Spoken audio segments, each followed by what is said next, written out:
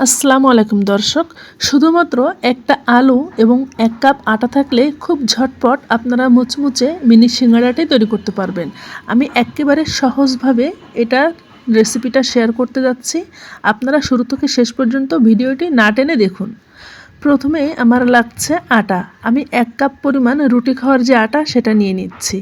এর ভিতরে দিয়ে দিচ্ছি লবণ 1/3 চা চামচের থেকেও কিছুটা কম, স্বাদ মতো নিতে হবে। আর 1 চা চামচ নিচ্ছি কালো জিরে। এর ভেতরে সয়াবিন তেল দিয়ে দেবো 1 টেবিল চামচ মতো। এখন এই সব কিছু একসাথে খুব ভালো মতো হাত দিয়ে মিশিয়ে নিতে হবে। তেলটা দেওয়ার ফলে সিঙ্গাড়াটা অনেক বেশি মুচমুচে হবে। হাত দিয়ে ঘষে ঘষে ভালো করে মিশিয়ে নিতে হবে। মিশিয়ে নেওয়া পারফেক্ট হয়েছে কিনা সামান্য এইরকম দলা পাকিয়ে দেখতে পারেন। যদি দেখেন দলা পাকিয়ে যাচ্ছে তাহলে বুঝতে হবে পারফেক্ট আছে। এখন এখানে গরম পানি যোগ করে একটা ডো তৈরি করে নিচ্ছি। একেবারে ফুটন্ত গরম পানি না, মোটামুটি গরম পানি।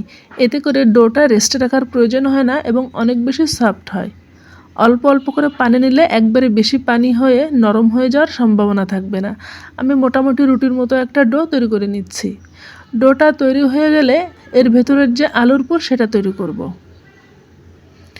এর জন্য একটা বড় সাইজের আলু সেদ্ধ করে ম্যাশ করে নিয়েছি। একটা পেঁয়াজ কুচি এবং নিচ্ছি 1 চা চামচ মতো চিলি ফ্লেক্স। আপনারা কাঁচামরিচ চাইলেও দিতে পারেন। আর সামান্য পরিমাণ লবণ, হলুদ এবং মরিচ গুঁড়া দিয়ে একসাথে মিশিয়ে নিয়ে ভেতরের পুরটা আমি রেডি করছি।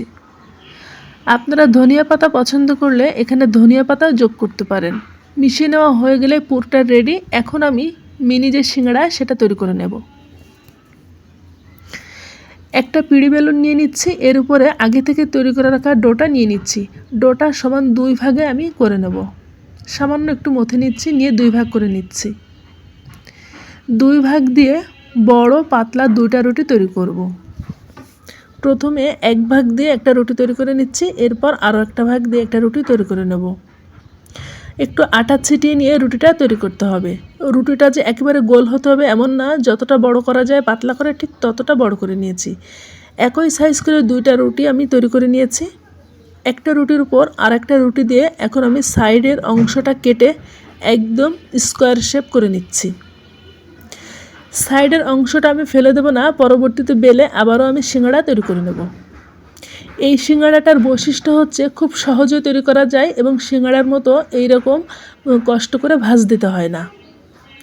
2টা চারকোনা শীট রেডি হয়ে গিয়েছে। এখন এর উপরে আমি তৈরি করে রাখা আলুর পুরটা বিছিয়ে দিচ্ছি। পাতলা করে সবখানে ছড়িয়ে দিচ্ছি চামচ দিয়ে। আমার রেসিপিগুলো যদি আপনাদের ভালো লেগে থাকে তাহলে চ্যানেলটি সাবস্ক্রাইব করার অনুরোধ রইল।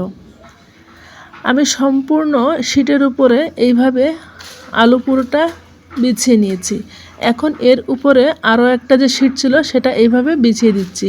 একটু সামান্য টেনে দিলে একদম সমান হয়ে বিছিয়ে যাবে। সাইড দিয়ে হাত দিয়ে সামান্য একটু আলতো করে চাপ দিয়ে লাগিয়ে নিচ্ছি। আমার পুরো কাজটাই কিন্তু শেষ। এখন শুধু ঝটপট কেটে নিলেই হয়েছে। একটা পিৎজা কাটার অথবা একটা ছুরি দিয়ে আমি এইরকম চারকোনা করে করে আগে কেটে নিচ্ছি। আপনারা চাইলে সাইজটা সামান্য বড় কিংবা আরও একটু ছোটও করতে পারেন। তবে আমি মোটামুটি যেহেতু মিনি সিঙ্গাড়া তৈরি করব, কিছুটা ছোট করেই কেটে নিচ্ছি। খুব ঝটপট তৈরি হয়ে গেল আমার একসাথে অনেকগুলো মিনি সিঙ্গাড়া। এখন আমি একটা একটা টুকরো নিয়ে নিচ্ছি এবং আঙুল দিয়ে খালি এভাবে চাপ দিয়ে নিচ্ছি। দেখুন কত সুন্দর শেপ তৈরি হয়ে গেল। একইভাবে আমি সবগুলো তৈরি করে নিচ্ছি। এগুলো তৈরি করা মোটেই জটিল কিছু না, একেবারে সহজ, যে কেউ তৈরি করতে পারবে।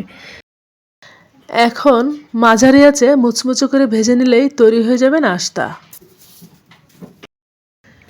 আপনাদের যাদের সিঙ্গাড়া পছন্দ তারা বাসায় একবার হলেও এভাবে ট্রাই করবেন, আর ট্রাই করলে কেমন হয়েছে সেটা আমাকে জানাতে ভুলবেন না।